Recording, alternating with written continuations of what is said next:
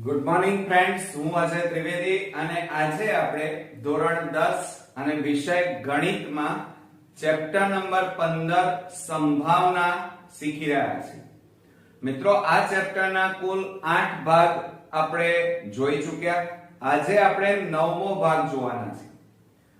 આ ભાગોની અંદર આપણે એક તો પાસો, સિક્કો અને સાથે સાથે પત્તાની કેટ વિશે આપણે એની સમજ અને એના દાખલાઓ પણ જોયા. આજે આપણે ખૂબ જ અગત્યના ટોપિક એટલે કે દિવસો, અઠવાડિયું, માસ અને વર્ષ વિશે આપણે શીખવાના છીએ. મિત્રો, આખા મેથ્સમાં સૌથી ઈઝીમાં ઈઝી ચેપ્ટર હોય તો એ મારી દ્રષ્ટિએ ચેપ્ટર 15 છે.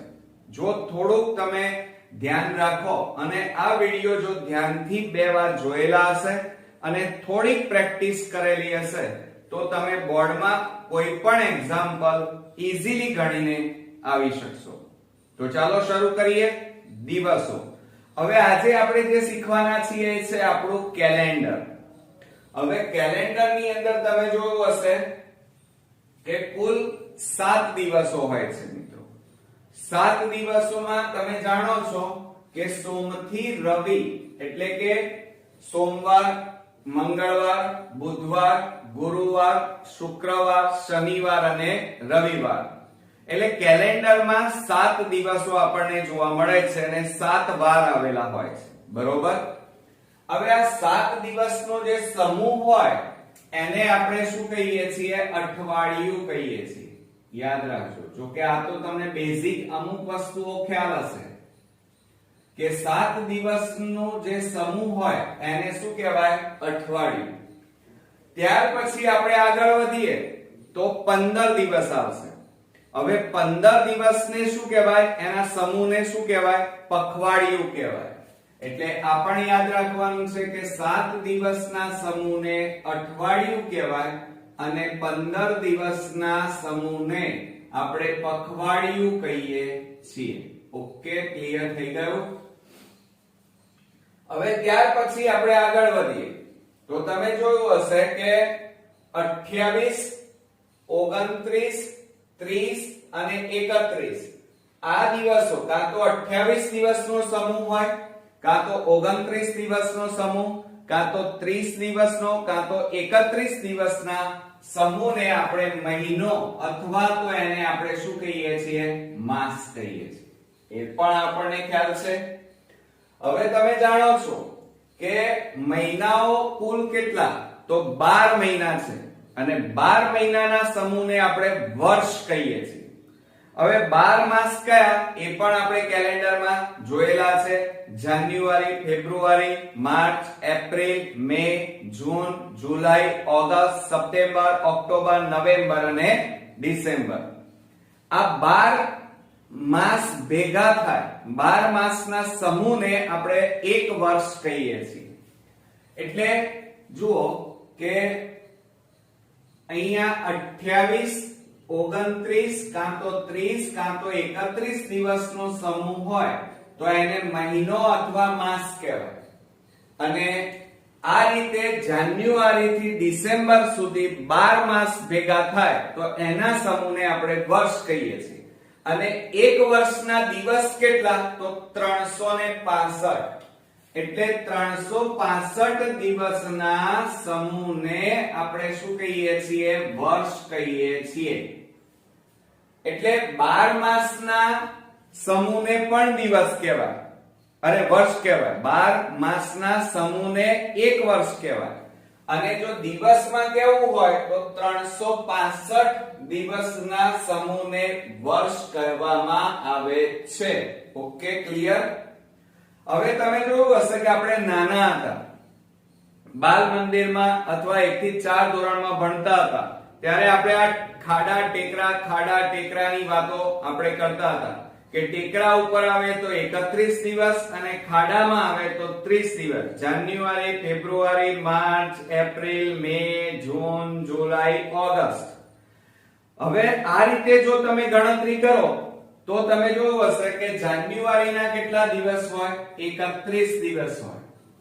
પણ ફેબ્રુઆરીના છે ને એ 28 કાં તો 29 દિવસ હોય. આ બાબત તમારે ધ્યાનમાં રાખવાની છે. ધ્યાન રાખો કે ફેબ્રુઆરીના કાં તો 28 દિવસ હોય કાં તો 29 દિવસ. હવે ક્યારે હોય એ આપણે હમણાં ચર્ચા કરીશું. ત્યાર પછી માર્ચમાં જુઓ, જાન્યુઆરી એટલે ટેક ઉપર ટેકરો આવ્યો 31, ખાડો ફેબ્રુઆરીના 28 કાં તો 29. પછી માર્ચમાં ટેકરો એટલે 31, એપ્રિલ 30, મે 31, જૂન 30. હવે જુઓ, જુલાઈમાં પણ ટેકરો આવે છે અને ઓગસ્ટમાં પણ ટેકરો આવે છે. એટલે એનો મતલબ એ થયો, તમારે આ બાબત પણ ધ્યાન રાખવાની છે કે જુલાઈ અને ઓગસ્ટ આ 2 મહિના એવા છે કે જેમાં 31 દિવસ આવે છે. આ બહુ ખાસ ધ્યાન રાખજો કે જુલાઈ અને ઓગસ્ટ એ બંનેમાં કેટલા આવે છે? 31 દિવસ આવે છે. બાકીનામાં 30 એ રીતે થાય છે. બરોબર?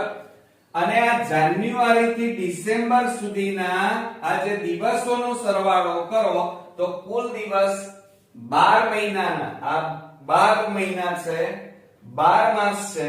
જાન્યુઆરી થી ડિસેમ્બર એમના દિવસો છે. આ દિવસોનો સરવાળો કરો તો કેટલા થશે? 365 અથવા 366. જનરલી 365 હોય અને 365 દિવસ હોય તો એક વર્ષ કહેવાય. પરંતુ કેટલાક સંજોગોમાં વર્ષના દિવસ કેટલા થશે મિત્રો? 366. તો 366 દિવસને પણ આપણે એક વર્ષ કહીએ છીએ. બરોબર? હવે તમને પ્રશ્ન થાય કે સર કેમ આવું? અહીંયા 366, અહીંયા 365, અહીંયા 28, અહીંયા 29 અને ક્યારે લેવા? તો મિત્રો આપણે હવે એ ભણવા જઈ રહ્યા છીએ. તમે જાણો છો કે આપણી પૃથ્વી, બરોબર ધ્યાન આપજો હવે, કારણ કે હવે તમારે સમજવાનું છે કે આપણી પૃથ્વી છે એ સૂર્યની આસપાસ જ્યારે પરિભ્રમણ કરે ત્યારે એને કુલ આટલો સમય લાગે છે. ધ્યાન રાખજો કે પૃથ્વી આપણી સૂર્યની આસપાસ પરિભ્રમણ કરે ત્યારે એને 365.256 દિવસ લાગે છે. સમજો જરા, કેટલા દિવસ લાગે છે એક આંટો મારતા? 365.256 દિવસ લાગે છે. હવે આગળના 365 તો તમને સમજણમાં આવી ગયા, પણ પાછળ પોઈન્ટ પછીના જે છે 256, એટલે એનો મતલબ કે કેટલા કલાક થાય? તો એ મિનિટ થાય. એટલે તમે જુઓ 256 મિનિટ એટલે કેટલા કહેવાય? એવરેજ આશરે 6 કલાક સમય જાય. કેટલો થાય? 6 કલાક. યાદ રાખજો, આ મોસ્ટ ઇમ્પોર્ટન્ટ છે. આના ઉપરથી જ તમને ખબર પડશે કે આપણી પૃથ્વી સૂર્યની આસપાસ પરિભ્રમણ કરે ત્યારે એક આંટો મારતા એને 365.256 દિવસ લાગે. હવે 365 દિવસ વત્તા પાછળના પોઈન્ટ એટલે 256 મિનિટ. 256 મિનિટ એટલે 6 કલાક આશરે થાય. હવે 6 કલાક તમે ગણો. એક વર્ષના 6 કલાક, 2 વર્ષના 6 કલાક, ત્રીજા વર્ષના 6 કલાક અને ચોથા વર્ષના 6 કલાક.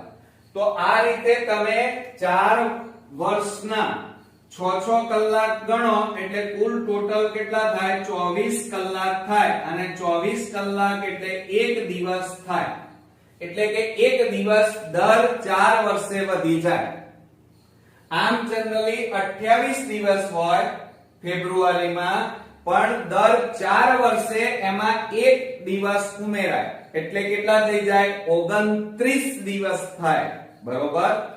અને માટે દર 4 વર્ષે અહીંયા તમને 366 દિવસ મળે. દર 4 વર્ષે વર્ષના કેટલા દિવસ થાય? દર 4 વર્ષે 366 દિવસ થાય.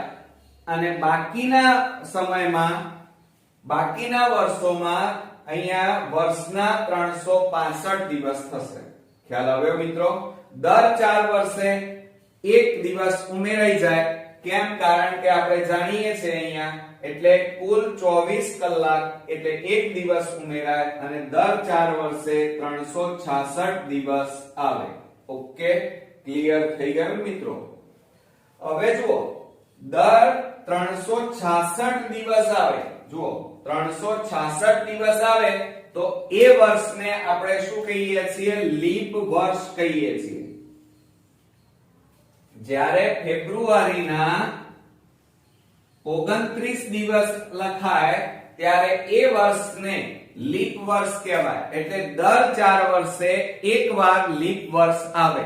દર 4 વર્ષે લીપ વર્ષ આવે અને લીપ વર્ષમાં ફેબ્રુઆરીના 29 દિવસ હોય અને એ વખતે એ વર્ષમાં દિવસોનો સરવાળો કેટલો હોય? 366 હોય. કેટલો હોય મિત્રો?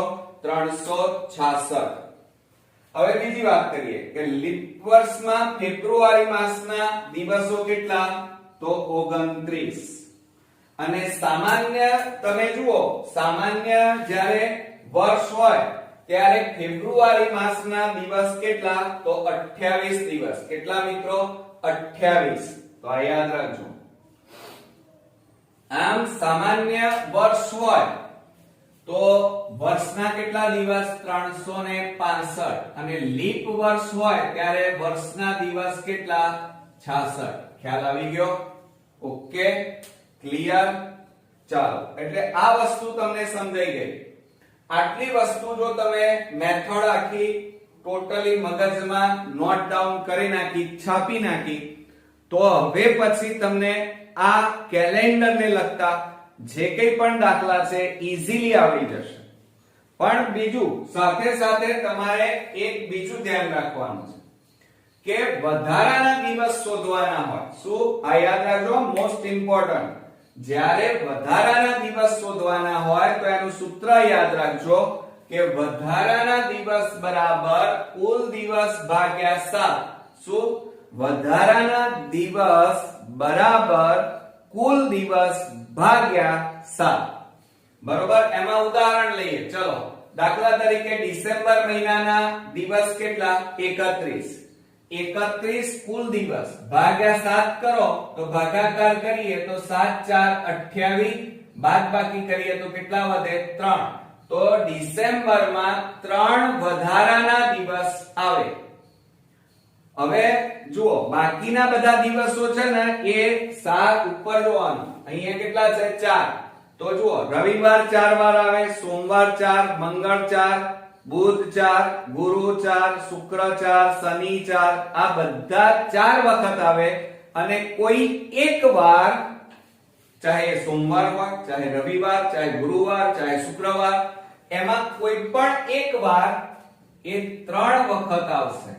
વધારે વાર એટલે ડિસેમ્બરમાં 3 વધારાના દિવસ એટલે કે 3 વખત કોઈ વાર રિપીટ થાય છે. ખ્યાલ આવ્યો મિત્રો? આ યાદ રાખજો દાખલામાં.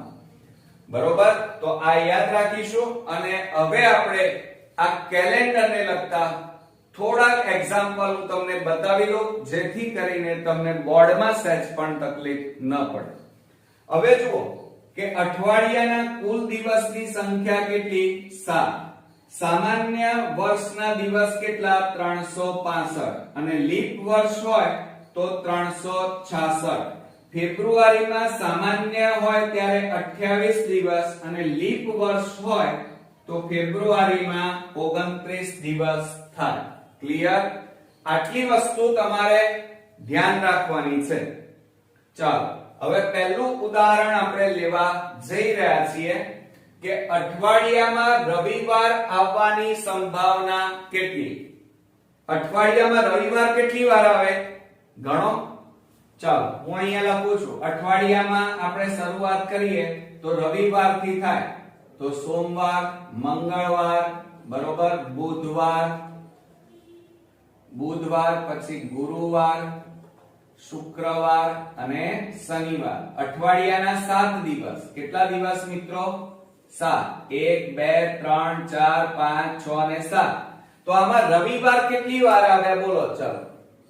તો તમે તરત કહેશો સર આમાં રવિવાર તો એક જ વાર આવે છે. બરોબર. તો જુઓ આ રવિવાર એક વાર આવ્યો. બરોબર. તો અહીંયા પ્રોબેબિલિટી ઓફ a બરાબર 1/, અઠવાડિયાના દિવસોની સંખ્યા કેટલી? કુલ દિવસોની સંખ્યા 7. તો ભાગ્યા 7 માટે જવાબ આવશે આપણો 1/7. ક્લિયર? પહેલું આવડ્યું. ચલો હવે થોડું ખાડ જઈએ કે એપ્રિલ માસમાં 5 સોમવાર આવવાની સંભાવના કેટલી? સમજો જરા કે એપ્રિલ માસમાં 5 સોમવાર આવવાની સંભાવના કેટલી? તો તમારે અહીંયા ધ્યાન રાખવાનું પહેલા કે આ જોવાનું એપ્રિલ માસના દિવસ કેટલા. ચલો 30. કેટલા? આ ખબર હોવી જોઈએ હો. ન આવડે તો અહીંયા જોવાનું કે જાન્યુઆરી, ફેબ્રુઆરી, માર્ચ, એપ્રિલ ખાડામાં આવ્યો એટલે 30 દિવસ હોય. એટલે એપ્રિલ માસના દિવસ કેટલા મિત્રો? 30. અને અઠવાડિયાના દિવસો કેટલા? 7. તો આપણે આ સૂત્રનો ઉપયોગ કરવાનો. વધારાના દિવસ બરાબર કુલ દિવસ ભાગ્યા 7. તો એપ્રિલ માસના દિવસો કેટલા છે? 30 ભાગ્યા 7 કરો. 7 4 28. 10 માંથી 8 જાય તો 2. અહીંયા 0. એટલે 2 દિવસ આવે. આ 2 દિવસ એપ્રિલ માસમાં વધારે વાર આવે છે. ખ્યાલ આવ્યો? એટલે કે રિપીટ થાય છે. કોઈ 2 વાર. જો હવે જો 2 વાર આયા ને 2 એટલે પ્રોબેબિલિટી ઓફ b બરાબર આ 2 શેષ વધી ને એ 2 ભાગ્યા કુલ દિવસ કેટલા? 7. માટે 2/7 જવાબ આવે. હવે તમને એમ થાય કે સર હજી ખબર ના પડે 2 દિવસ કેવી રીતે સોમવાર વધારે વાર આવે? તો જુઓ આપણે 29 માં દિવસે સમજો જરા.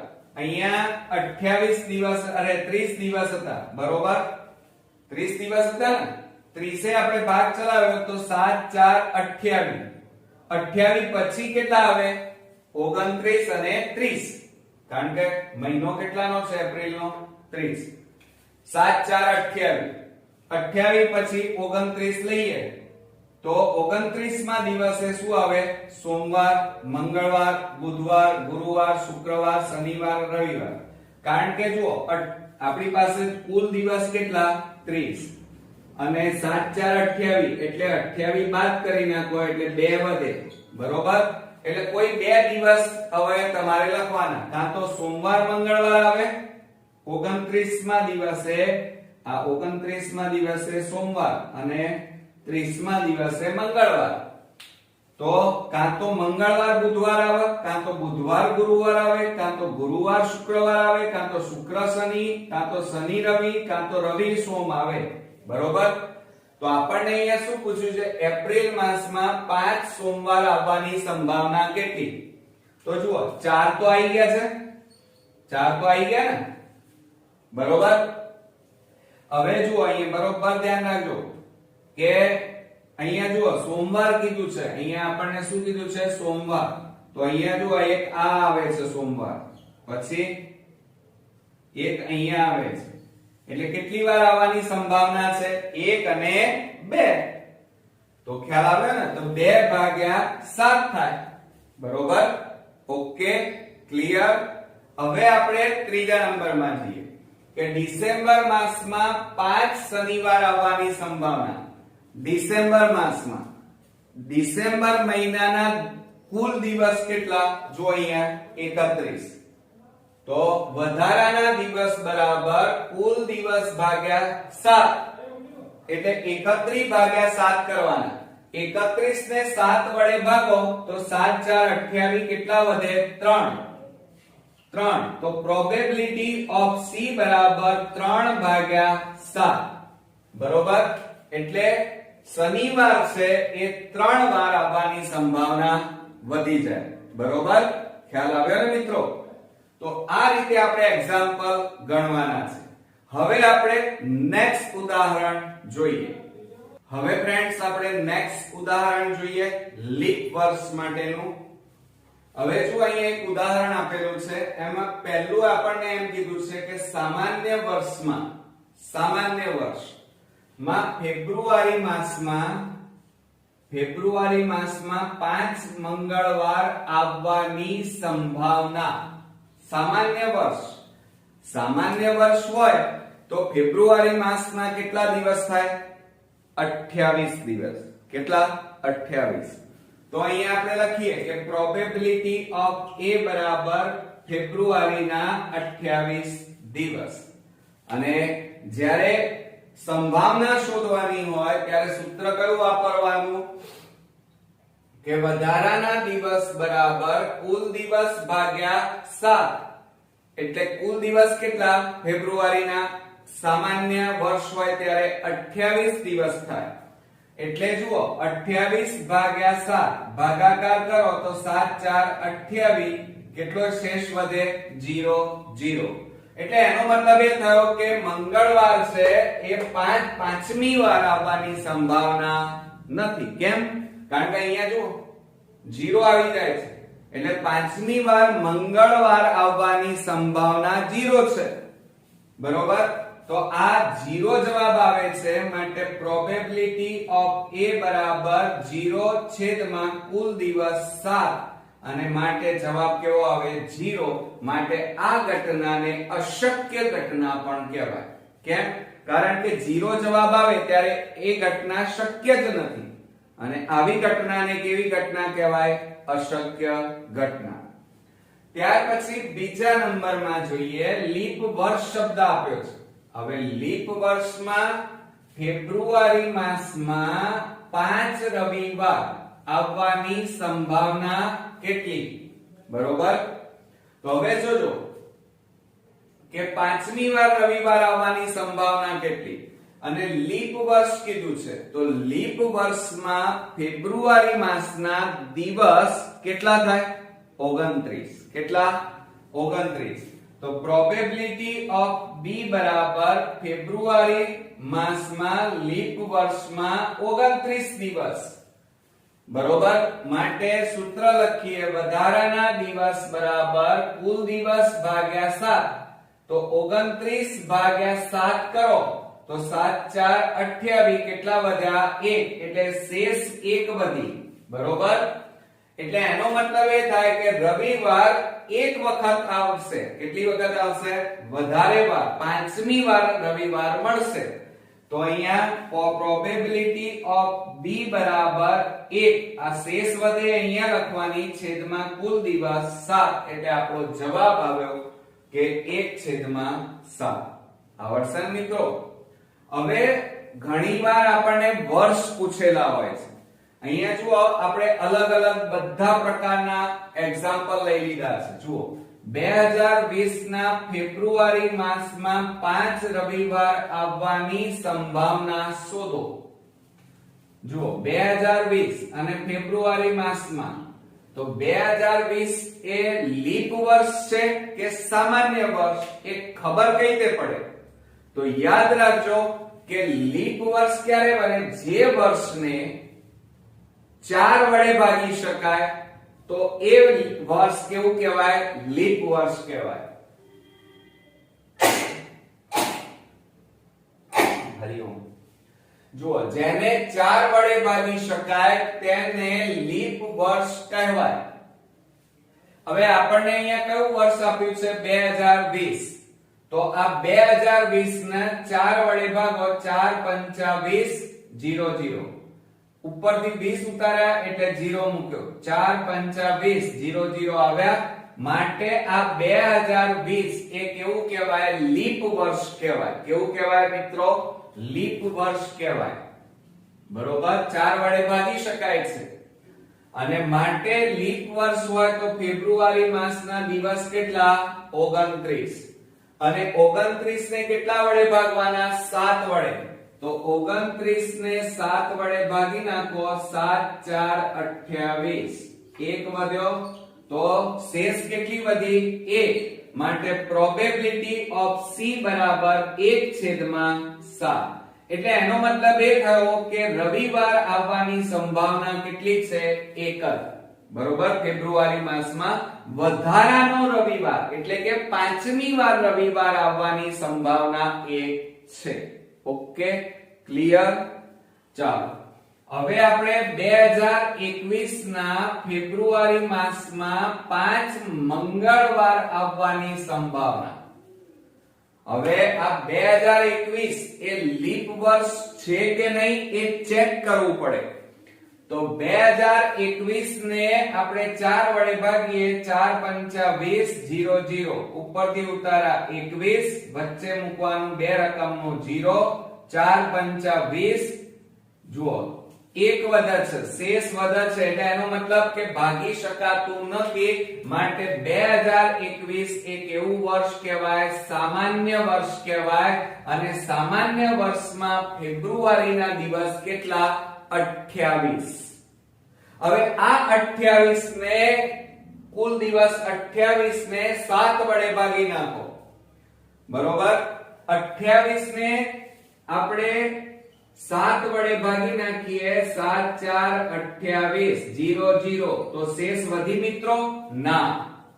એટલે એનો મતલબ એ થયો કે સામાન્ય 2021 ના ફેબ્રુઆરી માસમાં 5 મંગળવાર મળવાની સંભાવના 0 છે.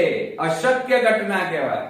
એટલે અહીંયા પ્રોબેબિલિટી ઓફ, જુઓ અહીંયા A લીધું પહેલી, B અહીંયા C, તો અહીંયા પ્રોબેબિલિટી ઓફ D લેવાનું 0/7 બરાબર 0. કેમ? કારણ કે અહીંયા 0 શેષ છે એટલે અહીંયા 0 મૂકવાના, ભાગ્યા 7 બરાબર 0. અને જ્યારે 0 આવે ત્યારે એ ઘટનાને કેવી ઘટના કહેવાય? અશક્ય ઘટના કહેવાય. એટલે એનો મતલબ શું થયો કે 2021 ના ફેબ્રુઆરી માસમાં 5 મંગળવાર આવવાની, એટલે કે 4 મંગળવાર આવે પણ 5મી વાર મંગળવાર આવવાની સંભાવના કેવી છે મિત્રો? 0 છે. એટલે આ ઘટનાને અશક્ય ઘટના કહેવાય. ઓકે, ક્લિયર થયો? હવે આવડી ગયા ને? તો હજી પણ આપણે એક નેક્સ્ટ ઉદાહરણ જોઈએ. હવે ફ્રેન્ડ્સ આપણે નેક્સ્ટ એક્ઝામ્પલ જોઈએ. લીપ વર્ષમાં 53 વખત સોમવાર આવવાની સંભાવના કેટલી? સમજો જરા. લીપ વર્ષમાં 53 વખત સોમવાર આવવાની સંભાવના કેટલી? તો તમે જાણો છો કે આ કોન્સેપ્ટ આપણે ઓલરેડી તૈયાર જ છે. જુઓ, લીપ વર્ષના દિવસ કેટલા? 366 દિવસ. બરોબર, તો આપણે અહીંયા લખી કાઢીએ કે લીપ વર્ષના દિવસો 366. બરોબર, હવે આપણે વધારાના દિવસ શોધવાના છે. તો વધારાના દિવસ બરાબર કુલ દિવસ ભાગ્યા 7. હવે કુલ દિવસ કેટલા છે? 366 ભાગ્યા 7 વડે એને ભાગી નાખીએ તો 7 પંચા 35, 6 માંથી 5 જાય તો 1, ઉપરથી ઉતાર્યો છગડો, 7 દુ 14 એટલે કેટલા વધે? 2.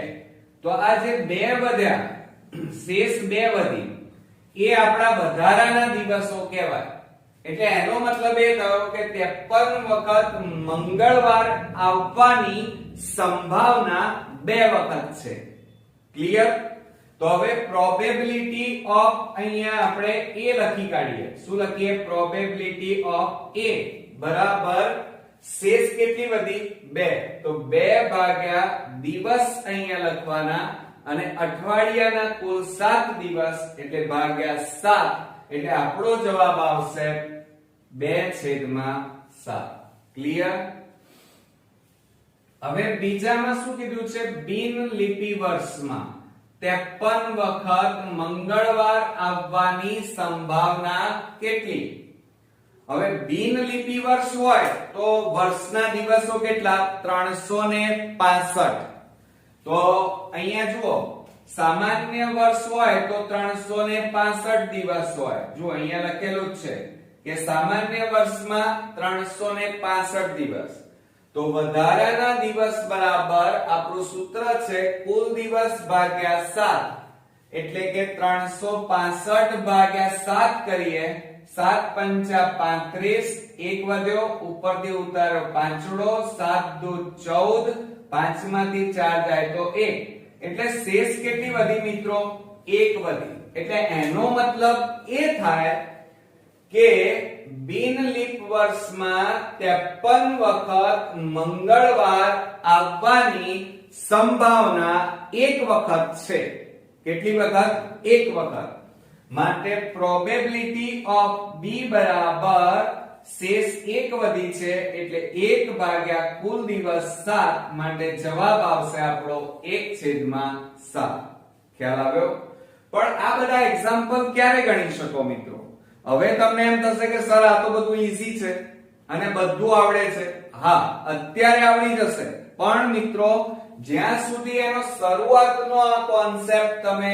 બરોબર તૈયાર નહીં કર્યો હોય તો તમને દાખલા હાર્ડ આવડે એનો ઇન્ટ્રોડક્શન એના મેથડ એના સૂત્રો જો તમે કોન્ક્રીટ તૈયાર કરી નાખો તો એ ચેપ્ટર ઈઝી બની જાય અને બોર્ડમાં ગમે ત્યાંથી દાખલો પૂછે તો પણ આપણને ઈઝીલી સરળતાથી આવડી જાય બરોબર મિત્રો તો આ બધું ખાસ તમારે માઇન્ડમાં ક્લિયર કરી દેવાનું છે બરોબર હજી આપણે એક નેક્સ્ટ ઉદાહરણ જોઈએ હવે ફ્રેન્ડ્સ આપણે એક અગત્યનું ઉદાહરણ જોઈએ જે નેગેટિવ હશે એટલે પરીક્ષાની અંદર ઘણીવાર નેગેટિવ ઉદાહરણ પણ પૂછાય છે જો અહીંયા એમ કીધું છે કે એપ્રિલ માસમાં 5 રવિવાર ન આવવાની સંભાવના ન શબ્દ વપરાયો છે બરોબર તો હવે કરશું શું તો એપ્રિલ માસ તો ચાલો હવે જુઓ એપ્રિલ માસમાં 5 રવિવાર ન આવવાની સંભાવના કેટલી તો એપ્રિલ માસના દિવસ કેટલા 30 અહીંયા જુઓ એપ્રિલ માસના દિવસ કેટલા 30 અને બધામાં તમારે વધારાના દિવસ શોધી જ કાઢવાના વધારાના દિવસ બરાબર કુલ દિવસ ભાગ્યા 7 એટલે કે 30 ભાગ્યા 7 કરો 7 4 28 કેટલા વધે 2 એટલે વધારાના દિવસ કેટલા આવ્યા 2 આમ જુઓ બોલાય શું કે એપ્રિલ માસમાં 5 રવિવાર કેટલી વખત 5 રવિવાર આવવાની સંભાવના કેટલી વાર છે 2 વાર પણ અહીં તો ના પૂછ્યું છે તો આપણા અઠવાડિયાના દિવસ કેટલા 7 માંથી 2 બાદ કરો એટલે કેટલા વધે 5 તો એનો મતલબ એ થયો કે એપ્રિલ માસમાં 5 રવિવાર 5 વખત ન આવવાની સંભાવના છે બરોબર તો હવે પ્રોબેબિલિટી ઓફ a બરાબર આ 5 લખવાના અને કુલ દિવસ 7 એટલે આપણો જવાબ આવશે 5/7 ખ્યાલ આવ્યો મિત્રો હવે બીજા નંબરમાં જોઈએ સમજો બરોબર કે ડિસેમ્બર માસ માં 5 શનિવાર ન આવવાની સંભાવના નથી કહેતા ન આવવાની સંભાવના તો ડિસેમ્બર મહિનામાં દિવસો કેટલા 31 એટલે 31 તો આપણે શું શોધવાનું પહેલા વધારાના દિવસ બરાબર કુલ દિવસ 31 ભાગ્યા 7 વડે ભાગાકાર કરીએ 7 4 28 તો કેટલા વધે 3 એટલે વધારાના દિવસો આપણા 3 આવ્યા એટલે આમ બોલાય શું મિત્રો કે ડિસેમ્બર માસમાં 5 શનિવાર આવવાની સંભાવના કેટલી છે 3 વખત છે પણ અહીંયા ન આવવાની કીધી છે એટલે ન આવવાની એટલે અઠવાડિયાના દિવસ કેટલા 7 અને આ શેષ કેટલી આવી 3 તો 3 વખત આવવાનું કે છે તો એ 3 બાદ કરી નાખો એટલે બાકીના જે રહ્યા એ દિવસોમાં શનિવાર આવશે નહીં એટલે આપણે શું કરવું પડે 7 માંથી અઠવાડિયાના 7 દિવસ 7 માંથી આ 3 બાદ કરો એટલે 4 દિવસ આવે તો અહીંયા પ્રોબેબિલિટી ઓફ b બરાબર 4/7 આવે 4 કુલ દિવસ અઠવાડિયાના 7 એટલે આપણો જવાબ આવશે 4/7 ઓકે ફ્રેન્ડ્સ તો જુઓ મિત્રો આપ તો 100 ગુણનું પ્રશ્નપત્ર હોય જનરલી કેટલા માર્ક્સ નું હોય 100 ગુણ. હવે 100 માં કુલ પરિણામ કેટલા આવી શકે? તો તમે કહેશો સર 100 પરિણામ મળે. ના મિત્રો, જુઓ 100 ગુણના પ્રશ્નપત્રમાંથી તમે કેવી રીતે ગણતરી કરશો? 1 માર્ક્સ આવે, કાં તો 2 આવે, કાં તો 20, એમ ગણતરી કરતા 100 સુધી પહોંચો એટલે 100 પરિણામ આવે એવું તમે કહો છો. પણ મિત્રો ઘણીવાર 0 પણ આવે કે ના આવે? તો એનો મતલબ એ થયો કે 100 ગુણમાંથી 100 ગુણ એટલે જોજો 100 ગુણના પ્રશ્નપત્રમાં 100 તો ખરા જ, પણ 0 પણ આવે એટલે કુલ કેટલા થાય? 100 + 1 એટલે કુલ 101 પરિણામ મળે. આ યાદ રાખજો હા, ભૂલ ના થાય. મોટા ભાગના સ્ટુડન્ટ્સ આ રીતે ભૂલ કરી બેસે છે. દાખલા તરીકે ચલો 80 ગુણના પ્રશ્નપત્રમાં પરિણામ કેટલા મળે? 81.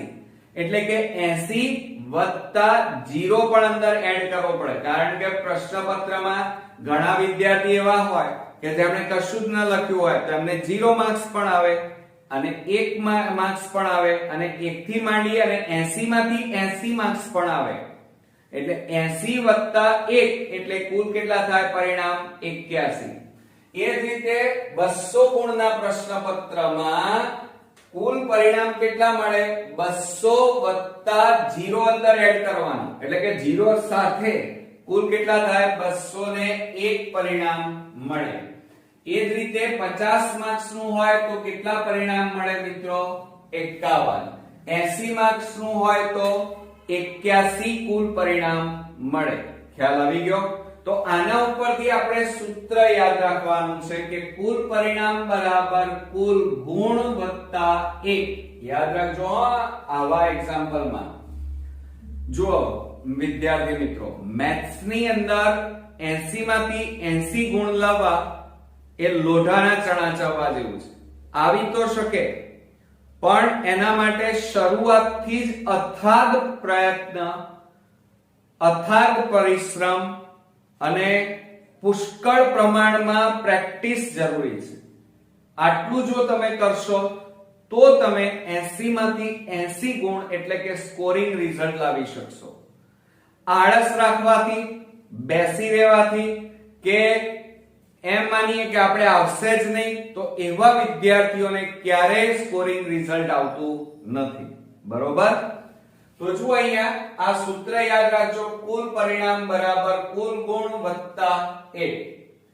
ચાલો હવે અહીંયા આપણે શરૂઆત કરીએ એના જેવા દાખલા જે ગુણ માટેના બોર્ડમાં પૂછાય છે કે 100 ગુણના પ્રશ્નપત્રમાં એમ અહીંયા એમ કીધું છે કે 100 ગુણ આવવાની સંભાવના શોધો, 80 ગુણ આવવાની સંભાવના, 90 થી વધુ ગુણની સંભાવના, 101 ગુણ આવવાની સંભાવના અથવા 33 ગુણ સુધી આવે તો પાસ થવાય તેની સંભાવના શોધો. તો ચાલો શરૂ કરીએ.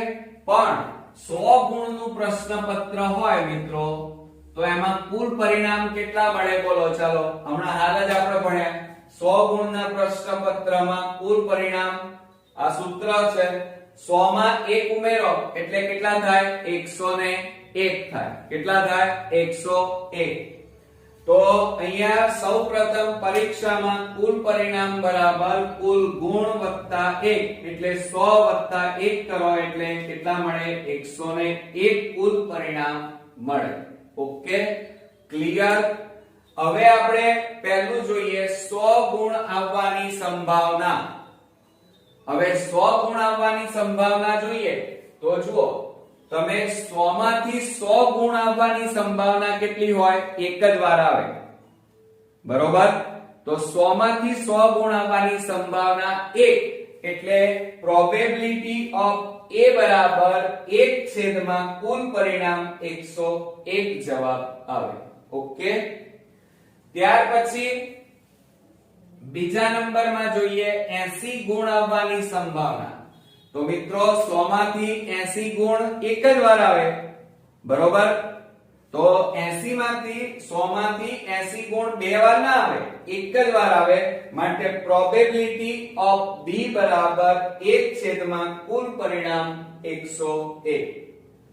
ત્યાર પછી ત્રીજા નંબરમાં 90 થી વધુ કીધું છે. જુઓ 90 થી વધુ ગુણની સંભાવના. હવે 90 થી વધારે કીધા છે તો પછી તમારે ગણતરી કરવી પડશે. 90 થી વધુ ગુણ આવે તેવી સંભાવના કેટલી?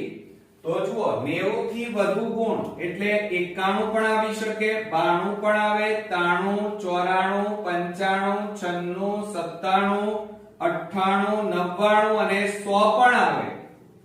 એટલે કુલ કેટલા થયા ગણો? 1 2 3 4 5 6 7 8 9 અને 10.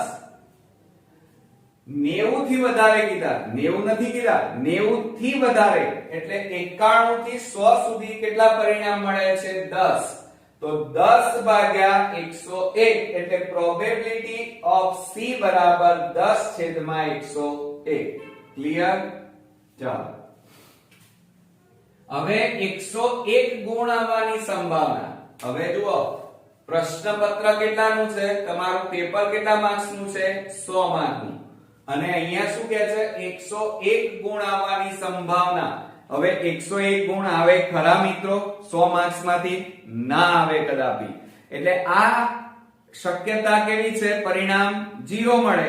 તો અહીંયા આ રીતે લખી શકાય કે પ્રોબેબિલિટી ઓફ d બરાબર 0/101 બરાબર 0 જવાબ આવે.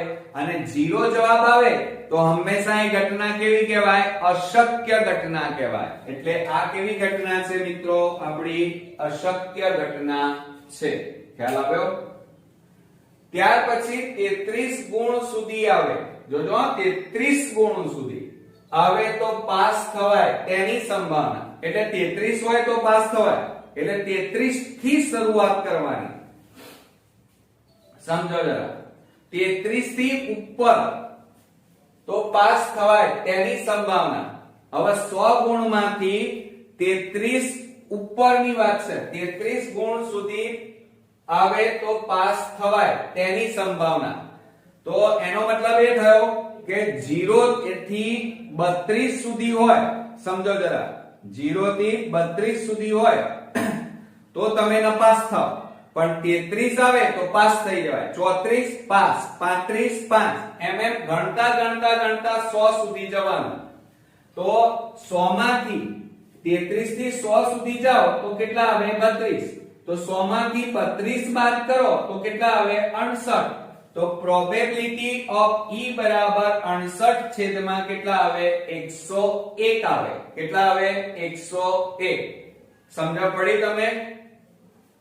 જુઓ 33 સુધી આવે તો પાસ. 0 થી 32 સુધી માર્ક્સ આવે તો તમે નપાસ થવાના. પણ 33 ગુણ ગણિતમાં આવી જાય તો તમે પાસ. તો 33 34 35 36 37 38 એમ ગણતા ગણતા 100 સુધી જતા રહો. બરોબર? તો હવે તમે જાણો છો કે 0 થી 32 સુધી હોય તો તમે કેવા થવાના? નપાસ. બરોબર? તો આ 100 માંથી 32 બાદ કરી નાખો એટલે 68 આવે. એટલે 68 સુધી 33 ગુણ સુધી આવે તો પાસ થવાય તેવી સંભાવના કેટલી છે? 68 વાર. માટે 68 ભાગ્યા 101 બરાબર 68/101. ખ્યાલ આવ્યો મિત્રો? તો આ રીતના પણ એક્ઝામ્પલ તમારા બોર્ડમાં પૂછી શકાય છે. હવે ફ્રેન્ડ્સ આપણે નેક્સ્ટ ઉદાહરણ જોઈએ 50 ગુણનું. 50 ગુણના પ્રશ્નપત્રમાં 50 ગુણ મેળવવાની સંભાવના શોધો. 40 ગુણ મેળવવાની સંભાવના શોધો. અથવા 20 થી ઓછા ગુણ મેળવવાની સંભાવના શોધો. તો જ્યારે 50 ગુણનું પ્રશ્નપત્ર આપેલું હોય તો આ જ સેમ પેટર્ન પહેલા તમારે શું કરવાનું? તો કુલ પરિણામ બરાબર આ સૂત્રનો ઉપયોગ કરવાનો. કુલ ગુણ વત્તા 1 કરવાના. એટલે કુલ ગુણ કેટલા માર્ક્સનું પેપર છે આપણું? 50 માર્કનું. એટલે 50 વત્તા 1 એટલે કુલ કેટલા આવે? કુલ પરિણામની સંખ્યા 51. બરોબર. હવે જુઓ પહેલું શું કહે છે? 50 ગુણ મેળવવાની સંભાવના. હવે 50 માંથી 50 ગુણ આવવાની સંભાવના કેટલી હોય? એક જ હોય. 30 માંથી 30 ગુણ આવવાની સંભાવના 1. 80 માંથી 80 ગુણ આવવાની સંભાવના 1. 100 માંથી 100 ગુણ આવવાની સંભાવના 1. યાદ રાખજો.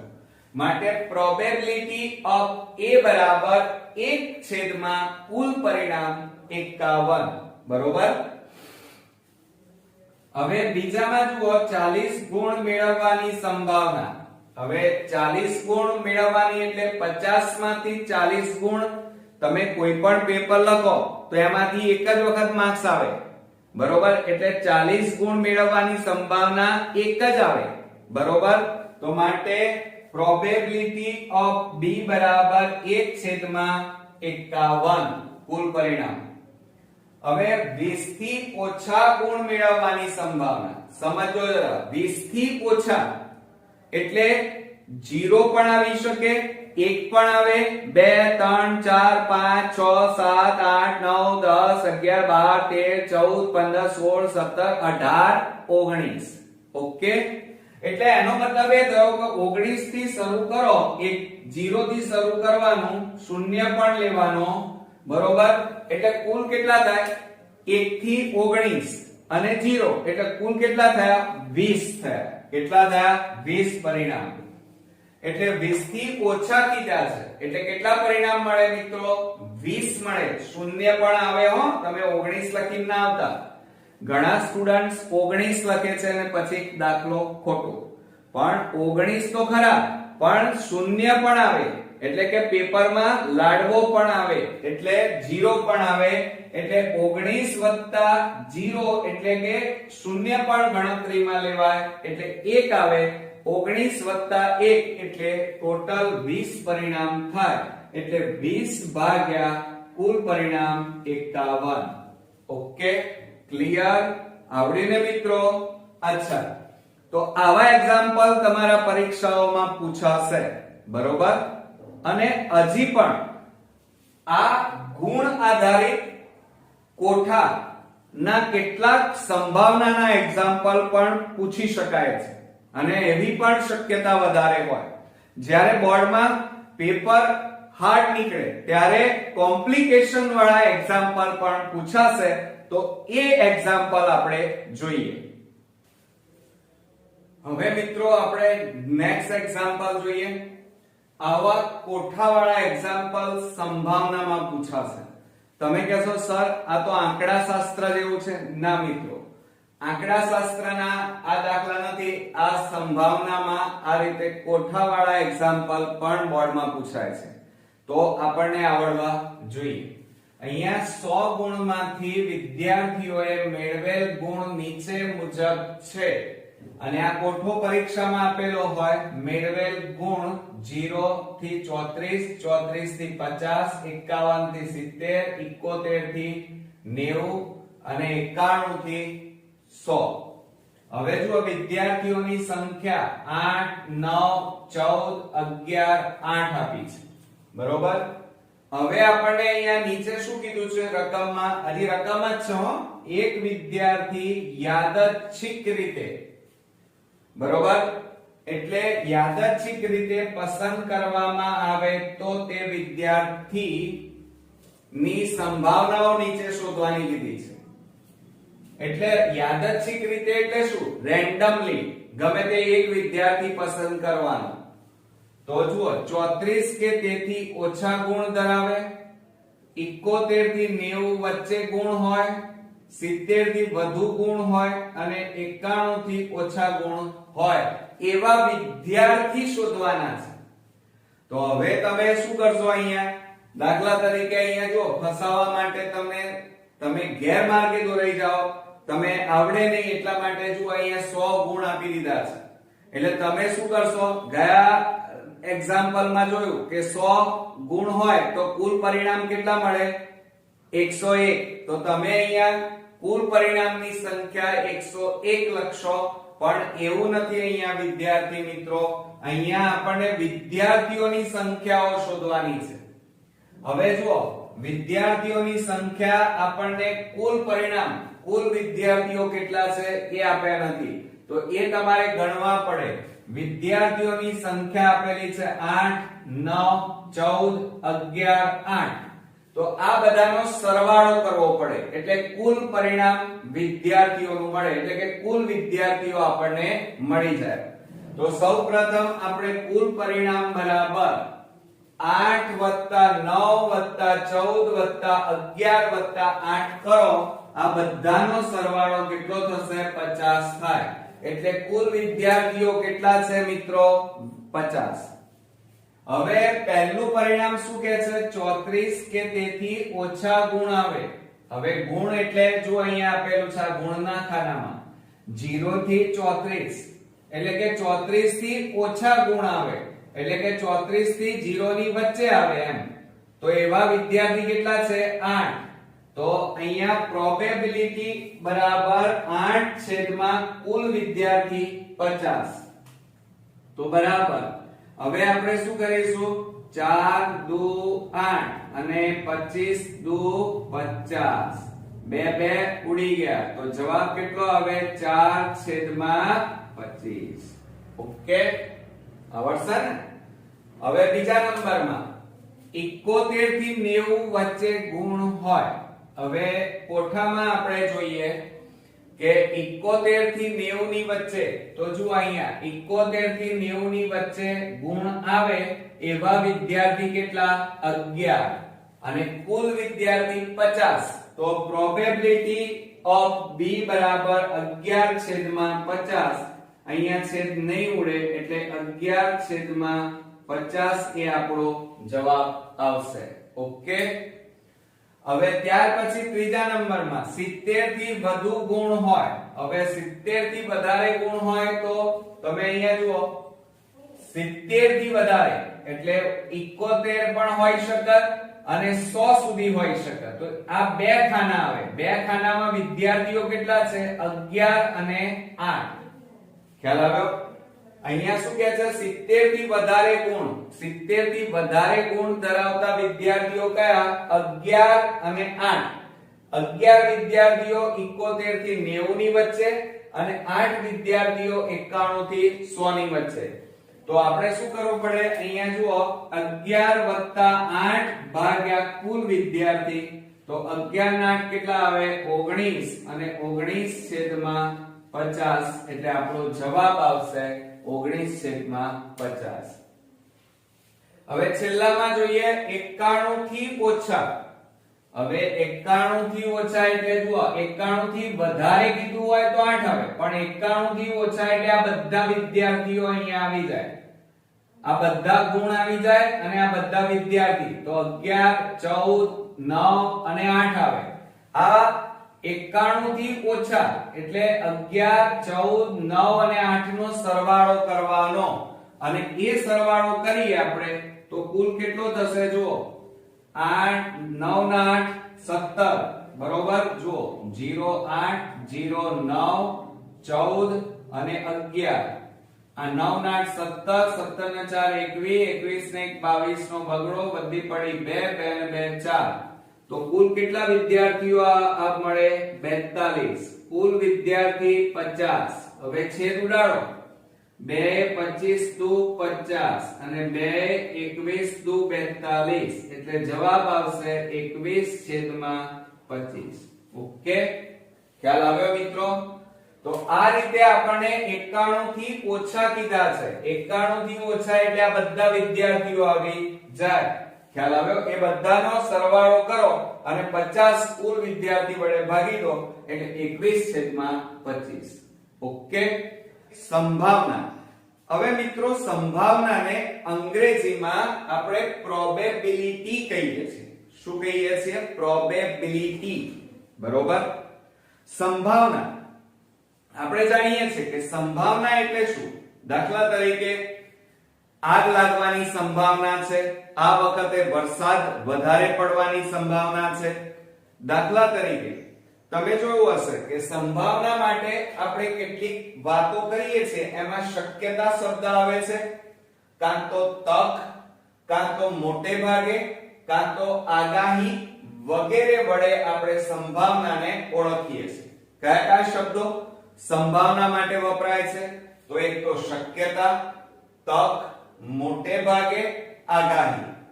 યાદ રાખજો, કારણ ટૂંકા પ્રશ્નો માટે, વિકલ્પો માટે, જોડકા માટે અને ખાલી જગ્યા માટે આ ઇન્ટ્રોડક્શન ખૂબ જ અગત્યનું છે. બરોબર મિત્રો? હવે જુઓ, શક્યતાની વાત કરીએ તો ભારત અને પાકિસ્તાન વચ્ચેની, ભારત અને આપણે જાણીએ છીએ કે મેચમાં આપણે એવું કહેતા હોઈએ છીએ કે આઈપીએલ મેચ રમાતી હોય, કોઈ વન ડે મેચ રમાતી હોય, ત્યારે આપણે એવું વિચારીએ છીએ કે ભારત અને પાકિસ્તાનની મેચમાં વરસાદ પડવાની શક્યતા છે. આપણે એવું કહેતા હોઈએ છીએ. કયો શબ્દ આવ્યો મિત્રો? શક્યતા એટલે કે સંભાવના છે. બરોબર? ત્યાર પછી ડીઝલના વધારે વપરાશને કારણે ડીઝલના ભાવ વધવાની સંભાવના છે. સમજો જરા. એટલે એમાં શક્યતા અને સંભાવના બંને શબ્દ આવી ગયા. જુઓ, પહેલો ઉદાહરણ આપણે કયું લીધું કે ભારત અને પાકિસ્તાનની મેચમાં વરસાદ પડવાની સંભાવના છે. બરોબર? બીજું ઉદાહરણ લીધું ડીઝલના વધારે વપરાશને કારણે આ વખતે ડીઝલના ભાવ વધવાની શક્યતા છે. એટલે બીજો શબ્દ અહીંયા કયો આવ્યો? શક્યતા. ત્રીજો વાત કરીએ તો ભારત 300 ઉપર રન કરે તો એની જીતવાની તક વધારે છે. એટલે તક શબ્દ આવ્યો. જુઓ, બરોબર? ચોથું આપણે કયું હતું? મોટે ભાગે. તો એસએસસી બોર્ડમાં ગણિતનું પેપર જો સરળ નીકળી જાય તો બધા જ મોટે ભાગે વિદ્યાર્થીઓ પાસ થવાની સંભાવના છે. એટલે બે શબ્દ વપરાય, મોટે ભાગે બધા વિદ્યાર્થી અને સંભાવના છે. તો અહીંયા મોટે ભાગે આવ્યું. ત્યાર પછી આપણે છેલ્લો શબ્દ લઈએ આગાહી. તો આ વખતે ગુજરાતના દરિયા કિનારે વાવાઝોડું આવવાની આગાહી છે. બરોબર? તો આ રીતે આપણે સંભાવના, શક્યતા, તક, મોટે ભાગે અથવા આગાહી સ્વરૂપે આપણે દર્શાવી શકીએ છીએ. આ શબ્દો યાદ રાખજો મિત્રો. હવે બીજી વાત કરીએ કે સંભાવનાના મોટા ભાગે બે પ્રકાર છે. કેટલા પ્રકાર છે મિત્રો? બે. કયા કયા? તો એક તો પ્રયોગાત્મક સંભાવના, જે પ્રયોગો દ્વારા પુરવાર થાય છે, અને બીજી છે સૈદ્ધાંતિક સંભાવના. સૈદ્ધાંતિક સંભાવના એટલે એમાં પ્રયોગો ન કરી શકાય, એમાં સિદ્ધાંતો દ્વારા સ્વીકારી લેવું પડે, અને એ સંભાવનાની વાત છે. બરોબર? એટલે આ રીતે સંભાવનાના બે પ્રકાર. કયા કયા? પ્રયોગાત્મક સંભાવના અને બીજી છે સૈદ્ધાંતિક સંભાવના. Okay, clear? હવે આપણે પ્રયોગાત્મક સંભાવનાની વાત કરીએ તો પ્રયોગો દ્વારા જે થતી ક્રિયાઓ છે એને આપણે પ્રયોગાત્મક સંભાવના કહીએ છીએ, કે જેમાં પ્રયોગો થાય છે. દાખલા તરીકે, ઉદાહરણ તરીકે એક સિક્કો લઈએ, રૂપિયાનો સિક્કો, 5 નો સિક્કો, 10 નો સિક્કો લઈએ. બરોબર? હવે એ સિક્કાને 1000 વાર ઉછાળવામાં આવે. કેટલી વાર ઉછાળવામાં આવે મિત્રો? તો 1000 વાર ઉછાળીએ તો એમાં 445 વખત છાપ એટલે H હિટ, જેની ઉપર, જે સિક્કા ઉપર રાષ્ટ્ર પ્રતીક આપેલું હોય, આપણે જાણીએ છીએ અશોક ચક્ર આપેલું હોય, તો એને હિટ કહેવાય. અને એની પાછળનો જે ભાગ છે જેને આપણે કાંટો કહીએ છીએ, જેને ટેલ કહેવાય. તો 1000 વાર સિક્કાને ઉછાળીએ ત્યારે 445 વખત છાપ એટલે કે H હિટ મળે છે, અને 555 વખત કાંટો એટલે કે ટેલ મળે છે. તો હવે એના માટે પ્રોબેબિલિટી E, શું? પ્રોબેબિલિટી E એટલે કે સંભાવના તો એનું સૂત્ર શું થશે? ઘટના ઈ ઉદ્ભવવાના પ્રયત્નોની સંખ્યા, ઘટના ઈ ઉદ્ભવવાની સંખ્યા ભાગ્યા કુલ પ્રયત્નોની સંખ્યા. એટલે કહેવાનો મતલબ ઘટના ઈ ઉદ્ભવવાની સંખ્યા એટલે છાપ મળવાની સંખ્યા કેટલી છે? 445. અને કુલ આપણે પ્રયત્નો કેટલા કર્યા છે? 1000. તો 1000 વડે ભાગી નાખીએ તો 3 મીંડા છે એટલે 3 રકમ પછી પોઈન્ટ કાપીએ તો જવાબ આવે 0.445. એટલે આ જવાબ આપણો એ 0 અને 1 ની વચ્ચે આવે છે. સમજો જરા, કોની વચ્ચે આવે છે? 0 અને 1 ની વચ્ચે. બરોબર? તો આ યાદ રાખજો કે પ્રયોગાત્મક પ્રયોગો દ્વારા જે સંભાવના મોટા ભાગે થતી હોય, પ્રયોગો દ્વારા જે પરિણામો મળતા હોય એ સંભાવનાને પ્રયોગાત્મક સંભાવના કહે છે. ત્યાર પછી સૈદ્ધાંતિક સંભાવના કોને કહેવાય? તો જે સંભાવનાને પ્રયોગોની જરૂર નથી, જે સૈદ્ધાંતિક સંભાવનામાં પ્રયોગો શક્ય નથી, તો એવી સંભાવનાને સૈદ્ધાંતિક સંભાવના કહે છે, જેમાં પ્રયોગોની કોઈ જરૂર હોતી નથી. હવે એમાં આપણે ઉદાહરણ તરીકે દર્શાવીએ. દાખલા તરીકે કોઈ 10 માળનું મકાન છે તો એ પડવાની સંભાવના કેટલી? તો એમાં આપણે વારંવાર 15 માળની બિલ્ડિંગને પાડી શકીએ? ના. બીજી વાત કરીએ. દાખલા તરીકે એક ઉપગ્રહ છે, એને ચંદ્ર ઉપર મોકલવાની સંભાવના કેટલી? તો વારંવાર આપણે મોકલી શકીએ? ના. એટલે આ બધું સિદ્ધાંતો દ્વારા સ્વીકાર કરવો પડે મિત્રો, અને એમાં પ્રયોગો શક્ય નથી. તો એવા જે સંભાવના છે એને સૈદ્ધાંતિક સંભાવના કહે છે. એમાં ઉદાહરણ તરીકે ઉપગ્રહનું અવકાશમાં પ્રક્ષેપણ કરવું, એના કોઈ પ્રયોગો કરી શકાય નહીં. બરોબર? એ સર્વસામાન્ય સિદ્ધાંતો દ્વારા સ્વીકારી લેવું પડે, એટલા માટે એને સૈદ્ધાંતિક સંભાવના કહે છે. ધોરણ 9 ની અંદર આપણે આ ભણી ચૂક્યા છીએ. બરોબર? ધોરણ 9 ની અંદર આ રીતે આપણે પ્રયોગાત્મક સંભાવના ભણતા હતા. હવે આપણે 10મા ની અંદર જે કંઈ પણ જોવાના છીએ એ સૈદ્ધાંતિક સંભાવનાના આધારે બધા જ દાખલા ગણવાના છે. બરોબર મિત્રો? હવે આપણે આગળ વાત કરીએ કે સંભાવના આ ચેપ્ટરની અંદર જે પ્રયોગો થયા હતા, બરોબર, એમાં જુદા જુદા ગણિત શાસ્ત્રીઓએ જુદા જુદા પ્રયોગો કર્યા.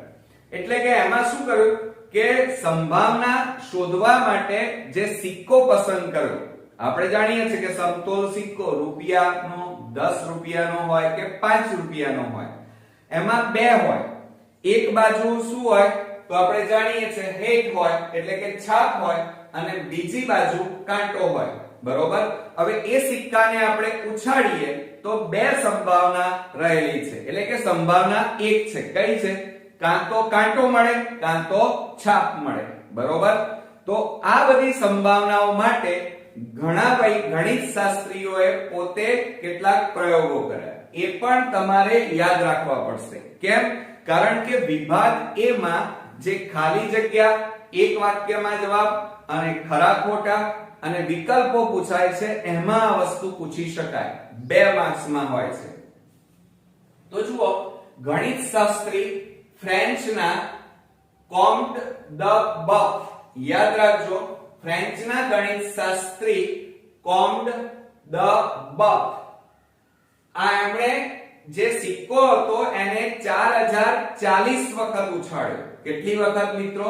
4040 વખત ઉછાળ્યો, અને એમાં એમને છાપ કેટલી મળી? 2048. 2048 વખત એમને સિક્કો ઉછાળતા છાપ મળી. બરોબર? જ્યારે બ્રિટનના જે ગણિત શાસ્ત્રી હતા જેમનું નામ જેવી કેરિચ હતું. શું નામ હતું મિત્રો? જેવી કેરિચ. અને એમણે સિક્કાને 10000 વાર ઉછાળ્યો, અને એમાં એમને છાપ 5067 વખત મળી. બરોબર? અને ત્રીજા ગણિત શાસ્ત્રી હતા કાર્લ પિયર્સને 24000 વખત સિક્કાને ઉછાળ્યો અને એમાં એમને 12012 વખત એમને છાપ મળી. બરોબર. તો હવે પ્રોબેબિલિટી E બરાબર પરિણામ અહીંયા જુઓ પ્રોબેબિલિટી E બરાબર એટલે કે છાપ મળવાની સંભાવના બરાબર તો અહીંયા શું કરીશું જુઓ P of E બરાબર અહીંયા છાપ કેટલી વખત મળી 2048 વખત અને કુલ પરિણામ કેટલા હતા 4040. આનો ભાગાકાર કરો તો જવાબ કેટલો આવે છે 0.506 યાદ રાખજો. ત્યાર પછી આ બીજા બ્રિટન ગણિતશાસ્ત્રની વાત કરીએ તો એમણે જુઓ છાપ કેટલી વખત મળી તો 5067 અને કુલ કેટલી વખત સિક્કાને ઉછાળ્યા 10000 વખત. તો જવાબ કેટલો આવ્યો એમનો 0.506 આવ્યો. બરોબર પરિણામની સંભાવના. અને એ જ રીતે કાર્લ પિયર્સનની વાત કરીએ તો પ્રોબેબિલિટી ઓફ E બરાબર 12012 ભાગ્યા કુલ પરિણામોની સંખ્યા કેટલી હતી 24000 અને 24000 વડે એને ભાગીએ તો જવાબ આવશે 0.500. ઓકે. હવે આપણે વાત કરીએ તો ફ્રેન્ચ કોમ્ડ દ બક એમણે 4040 વખત સિક્કો ઉછાળ્યો તો એમાં 2048 વખત છાપ મળી માટે એમનો જે જવાબ હતો સંભાવના હતી એનો જવાબ કેટલો આવ્યો પ્રોબેબિલિટી ઓફ E બરાબર 0.506.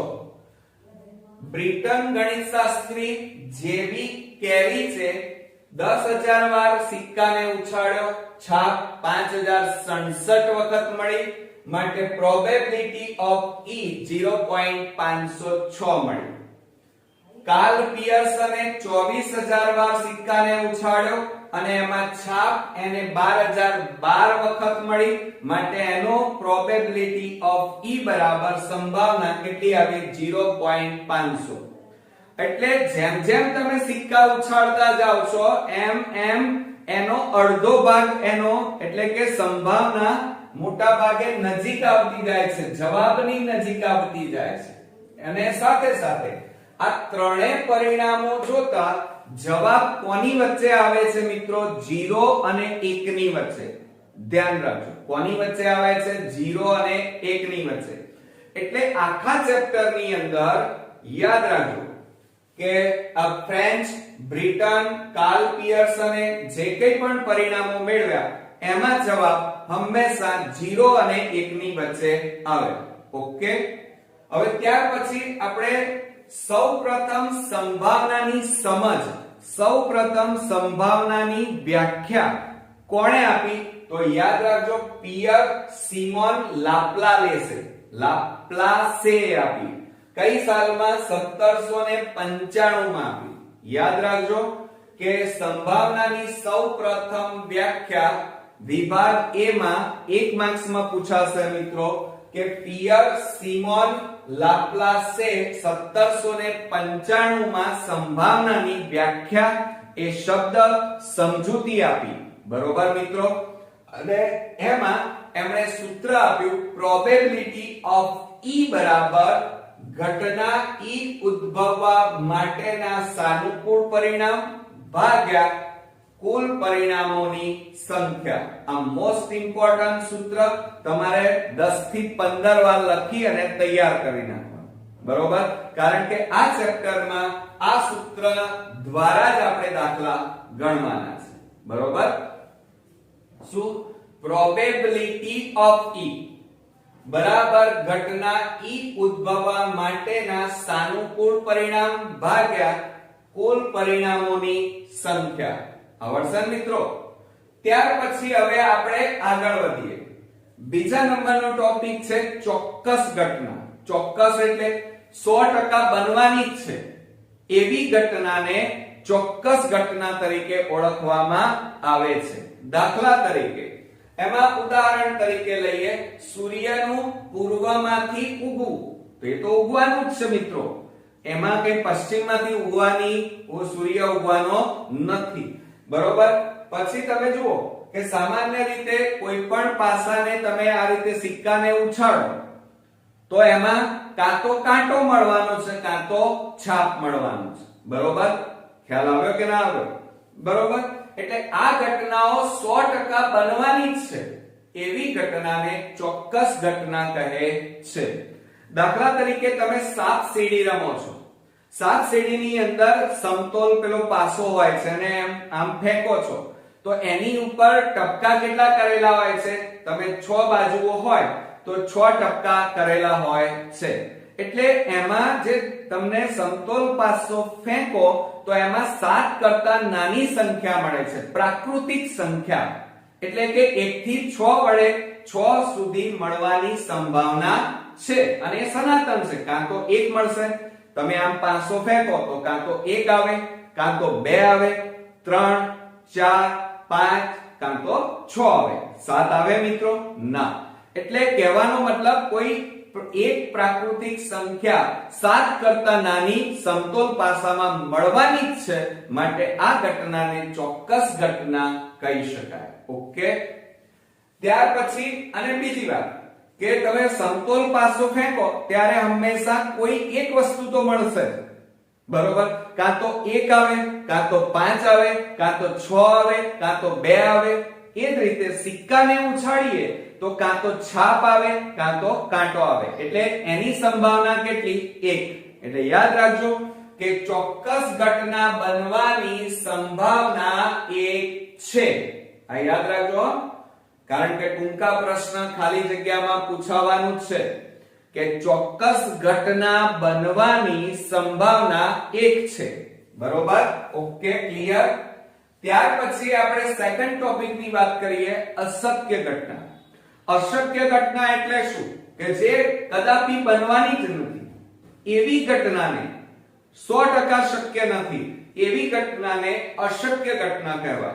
દાખલા તરીકે સૂર્યનું પશ્ચિમ દિશામાંથી ઉગવું. આ ઘટના શક્ય છે ક્યારે? ના મિત્રો, એ ઘટના કદાપી શક્ય નથી. દાખલા તરીકે બોર્ડમાં ગણિતના પેપરમાં 101 માર્ક આવવા, આ શક્ય છે? ના, એ કદાપી શક્ય નથી. આવી ઘટનાને અશક્ય ઘટના કહે છે. ખ્યાલ આવ્યો? એટલે ધ્યાન રાખજો. દાખલા તરીકે હું એક બીજું ઉદાહરણ આપું. એક ડોલની અંદર કુલ 4 દડા છે. કેટલા દડા છે મિત્રો? 4. કેટલા દડા છે એક ડોલમાં? 4 દડા છે અને ચારે 4 દડા કેવા છે? લાલ કલરના છે. આ બધા દડા કેવા છે? લાલ કલરના, બરોબર. તો ચોક્કસ ઘટનાની સંભાવનાની વાત કરીએ તો આમાંથી લાલ કલરનો દડો તમે આંખો બંધ કરીને ડોલમાં હાથ નાખો તો એક દડો તો મળવાનો, પણ કયા કલરનો મળવાનો? લાલ કલરનો. એટલે ચોક્કસ ઘટના બનવાની સંભાવના 1 છે, પણ હું એમ કહું કે ડોલમાંથી લીલા કલરનો દડો મળવાની સંભાવના કેટલી? તો આમાંથી લીલા કલરના દડા મળશે મિત્રો? ના, એ શક્ય જ નથી. કેમ? કારણ કે ડોલમાં બધા દડા લાલ રંગના છે, લીલા કલરનો એક પણ દડો નથી. એટલે એ ઘટના શક્ય નથી મિત્રો. ખ્યાલ આવ્યો ને તમને? હવે બીજી વાત કરીએ. એટલે અશક્ય ઘટનાની સંભાવના હંમેશા 0 હોય. મેં હમણાં ઉદાહરણ આપ્યો કે ડોલમાંથી લીલા કલરનો દડો મળવાની સંભાવના કેટલી? તો 0. કેમ? કારણ કે લીલો દડો છે જ નહીં.